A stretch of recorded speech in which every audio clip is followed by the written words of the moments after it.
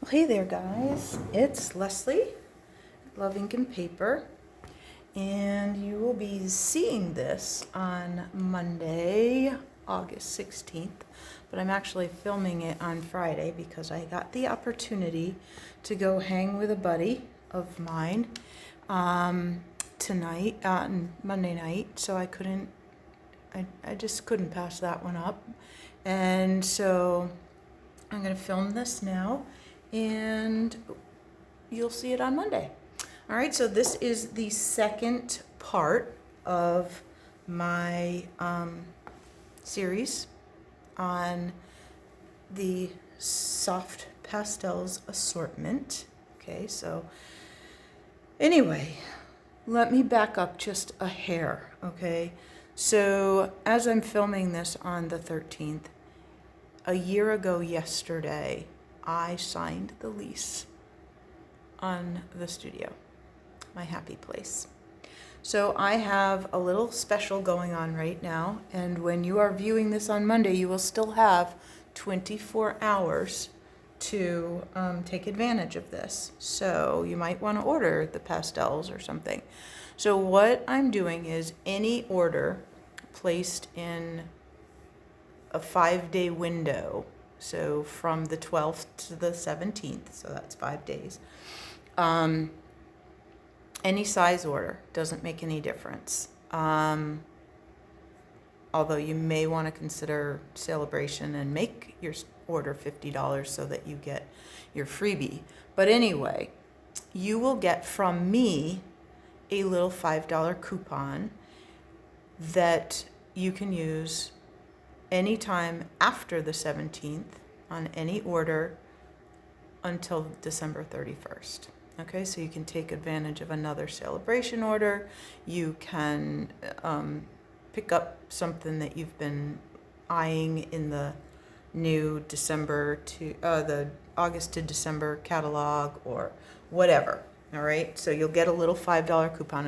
You'll have to place your order directly through me, not my online store, because the coupon won't work there. Stampin' Up's computer system won't acknowledge it. But anyway, so here is so that was the host code you would want to use. So second installment here of our videos about the pastels. So I'm just going to I should have probably done this ahead, but trying to get a lot done here on Friday. I've got a date with my honey to go to a movie. Since it's so hot, we thought we'd go to somewhere air conditioned. So he's picking me up in a little while, so I have to kind of get my act together here. All right. So I did watch a video of another demonstrator the other day, and she was using her rounded end. Of the spatula, I would like to caution you against doing that, because you will get a channel, a groove, instead of going all the way down and keeping it really flat and smooth, okay? So just a little, heads up that you may want to think about making sure you're using a flat edge or the edge of your X-Acto knife or something like that. You just don't want to be, you know what, I'm going to put this green sort of near this other green. So I'm going to put the Mossy Meadow kind of near that Granny Apple green in case I need to blend them together for some reason. And you just never know, I could want to do that. Okay. Oh, that was a big scrape there. Okay. So we have our gorgeous grape. We'll get our little poppy parade going on down here. Okay. The mango melody, which is just a little darker. I almost want to think it's more like Bumblebee, but whatever.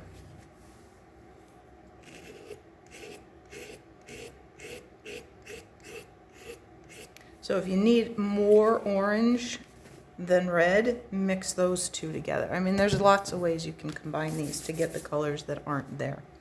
Okay, all right. So a couple of things, and so today we're going to be concentrating on coloring tools. Okay, you can use what we call a blender pen. That name is a little confusing now that we have Stampin' Blends. Totally different, not the same, okay? A blender pen comes 3 to a package, and they are double tipped, okay? They will end up a little stained, but that's okay because you just clean them when you need to, all right? So this is just basically wet.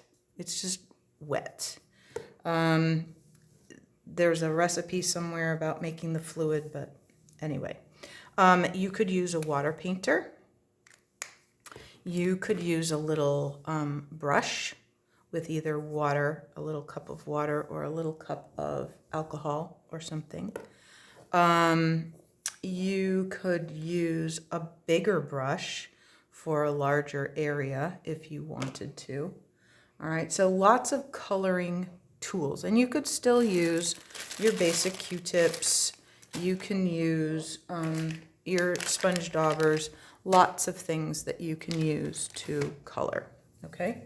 So let's start by, I'm gonna just stamp on this Whisper White. I have a couple of images from Dragonfly Garden, okay?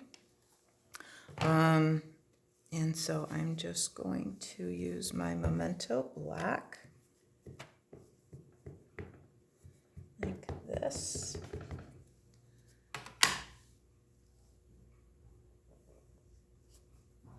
I said to somebody, oh, I was talking to my friend Deb yesterday, and I said, anything that has a center and petals, sunflowers, daisies, coneflowers, brown-eyed Susans, my favorites. I love those kind. Oops, and I apparently had chalk on my hands, but watch. Your adhesive remover, oh, where is that? Oh, it's on this finger. Don't use the finger that has the chalk to wipe the chalk dust off. Okay, so we'll just get that kind of gone a little bit. We'll make sure we have one of my little pieces of Swiffer. So I just took one standard Swiffer cloth and cut it in quarters.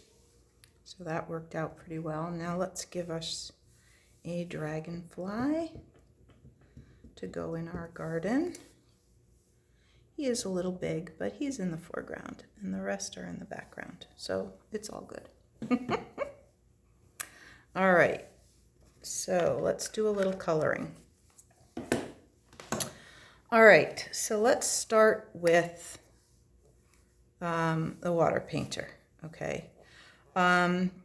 If you were inclined to do a whole area that you wanted a particular color or something, you just grab, so I'm gonna just, hang on, I don't want to grab yellow just yet, I don't think. What I want to do is take, I should have put these closer together. So I'm going to just pick up a little of the red, and then I'm just going to mix in a little purple because I just want to brighten that up a little bit. Okay, I want to get more of a cone flower, that sort of standard purpley color. Right? So you're just going to make kind of a little slurry, and this is actually a little wet. You might want it a little thicker, not too wet. Okay. And you're just going to paint it in there. Yep, this one is really wet. I think what I'm gonna do, since that seems to be adding its own moisture, which is not making me happy right now, All right, so we'll bring in a little more of that purple and we'll pick it up on the blender pen. Oh yeah, that's much better, not as wet. Okay, so I'm just gonna grab a little of that darker and go down here and add a little in here. Okay, so now let's go down to this one.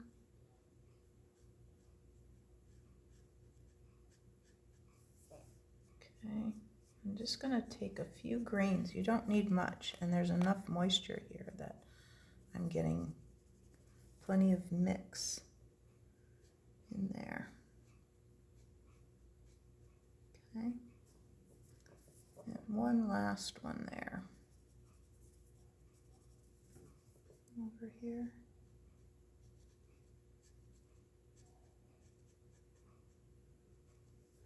Like that. Then you're just gonna kind of clean it off till it runs clear. It's gonna mess up my grid paper. No worries. I just got a whole fresh pad. You also can order that as well. The grid paper, it's in the catalog. All right, let's grab a little of this into these centers. Like that. I might want a little of that red mixed in there.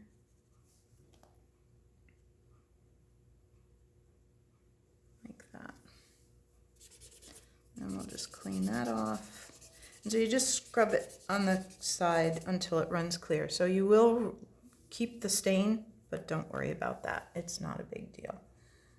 So let's just go get some of that green and do the leaves.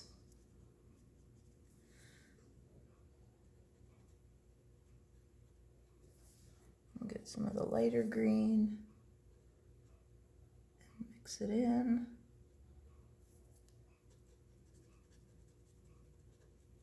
Brighten it up a little bit.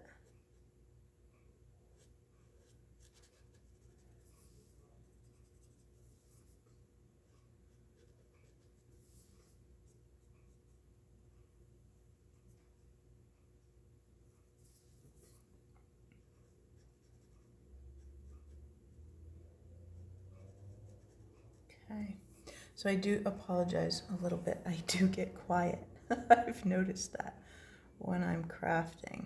I get a little bit quiet because I'm concentrating, especially when I'm trying to get things into these little spaces. So I am definitely not a chatty crafter. I'm concentrating too much. So get a little green on those right there, a little green on those leaves. And then I think we're gonna clean that. And we're gonna pick up some of this red. We wanna brighten this up a little bit. So we're gonna grab some of that red and do these. Oh yeah, nice bright pop of color here. And a little bit more, some of these. Like that.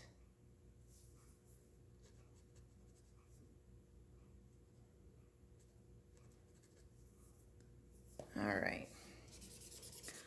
Now let's do some of the blues and purples. But what I wanted to, the other thing I wanted to show you is you can take this fluid, just kind of get something wet, and then use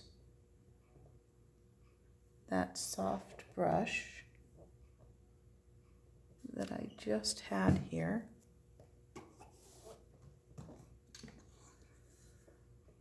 Oh.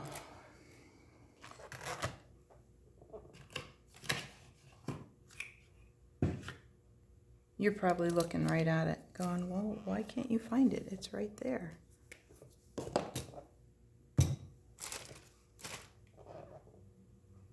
It's a very soft little brush, and I don't know where I put it. But I was going to use that. Well, we'll use this brush. It's not the one I wanted. That's okay. All right, so you kind of want to do this before this dries too much, but you can add, yeah, that's pretty subtle. All right.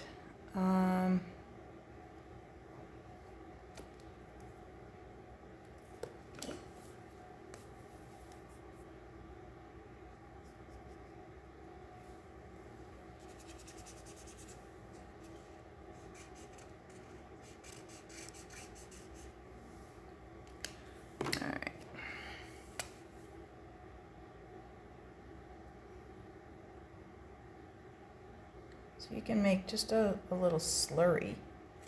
I think you can see that, okay? Just added that. And then I'm just gonna kind of paint that pretty strongly right in on that dragonfly there.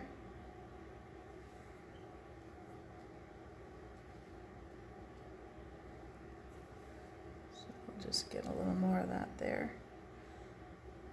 So you can do pretty much any kind of coloring tool, right? You don't want to get too wet, but the other thing is you can pick it right up from you can pick it right up. You don't have to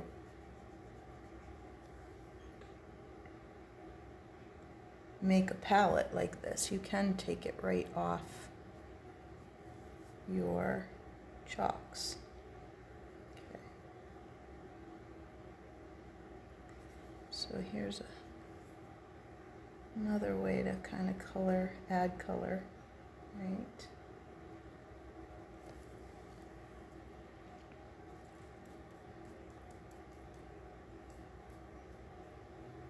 All right.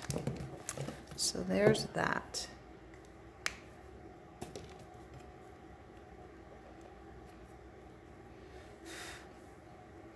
And I may go in and finish a little more green and stuff.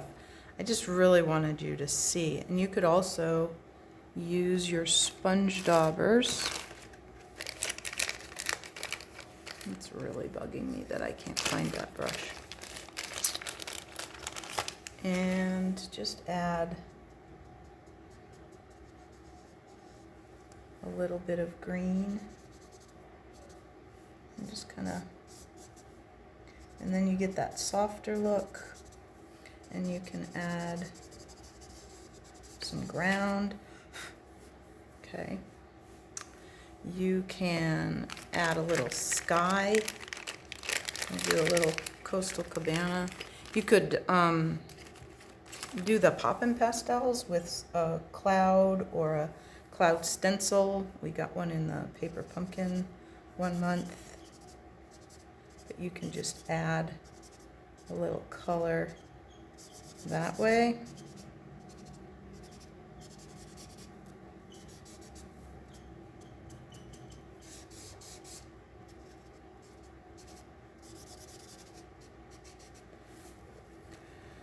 And let me just use my little Swiffer to wipe that off, okay? You can just kind of soften that a little bit. Okay. There. So that just adding that little bit of background and that little softness, and now I have a space where I could add my greeting and then pop that onto a card. Okay, so woohoo! Here's another one that I did, and I'm going to show you sort of the difference. Okay, this one I colored. It's from, did I bring the stamp set over? Thought I did. Guess not. Harvest something. It's in the mini, and these are the die cuts that make the pretty stuff. Anyway, when you color over, you lose a little of that black. Now we saw that in the emerging color when we did the butterflies last time, where we used a really light ink used our daubers, added the color to the butterflies, and then stamped over them in black. So let me just show you what you can do if you color, all right? So let's ink this up. Okay. There's that. So I'm intentionally using my Stamparatus so that I know exactly, and this time I'm just using the corner so that when I go to do this again, I'll just put it right in the corner and it'll be perfect. All right, so let's take that out for a second. And let's add, let me use a slightly bigger one. Let me bring my palette back in. And, oh, I want to show you how to make a brown. So let's make these brown-eyed Susans, because they're my favorites. Shh, don't tell the daisies I said that. Okay, come on. Some of my water painters are really wet and some take a pretty hefty squeeze to get water down there.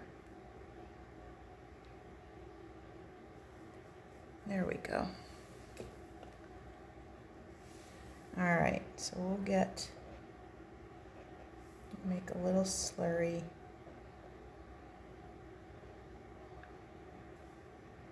There, that color.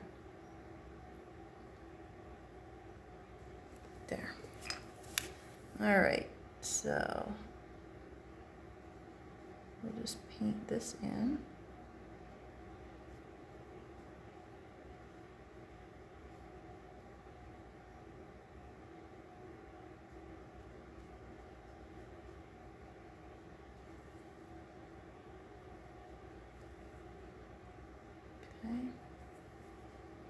This one really is being a little stinky. The other one I was getting too much water. This one isn't giving me quite as much as I would like to have. Oh well, we'll work it out here.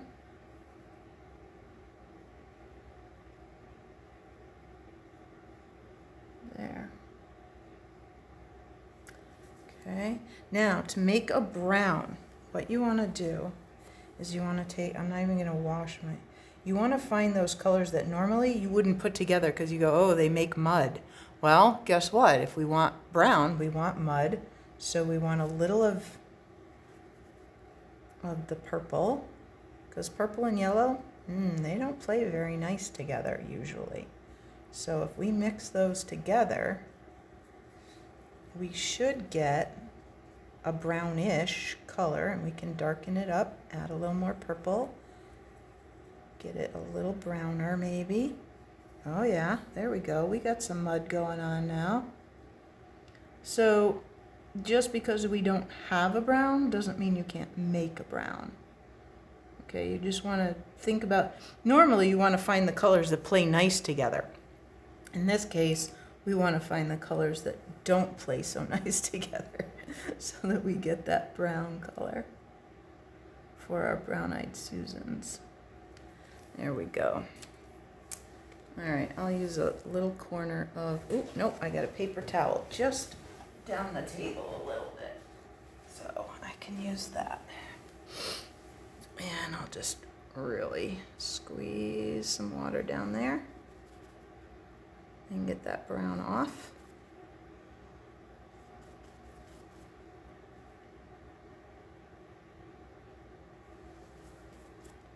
There we go. All right, then we'll go back to the yellow.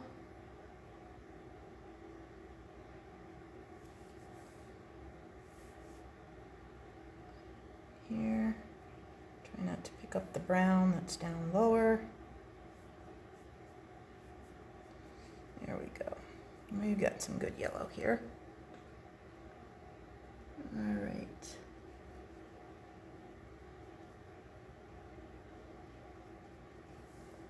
Yep.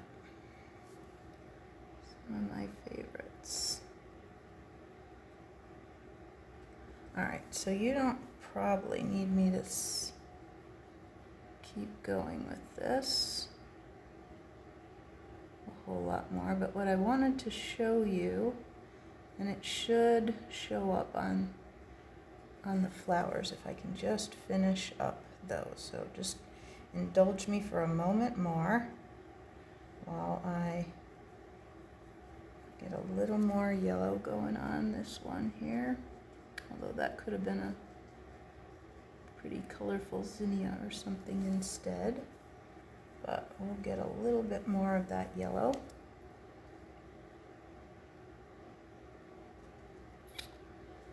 And it's gonna probably be most noticeable on this flower because the chalk is heaviest up here. Okay. All right, so let me put that back in. Where did I do that paper towel? There it is. So I'm gonna just put the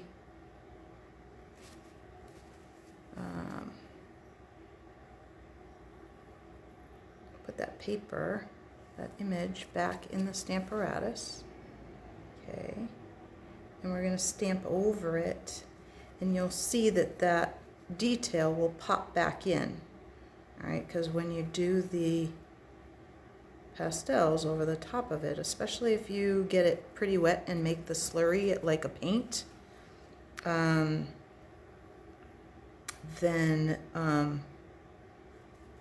it definitely will kind of go over that. So let's bring this back in. Tuck this over here to help me. I'll tuck this right back in the corner and get those magnets to hang on to that for me, like that. I'll add a little more ink up here. Okay, now this should just brighten those lines up for you and bring that detail back in. Okay. See how that did that? How nice that is? So if you're going to paint, but you don't want to lose your detail, use your Stamparatus or stamp positioning tool that you have, and so that you can go back over that image once it's colored. Okay. And if you're going to do that, you don't have to be quite so neat.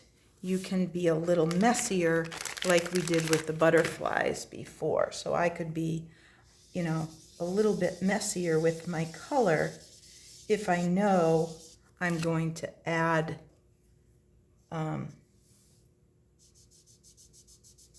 if I know I'm going to put color back in there. Okay.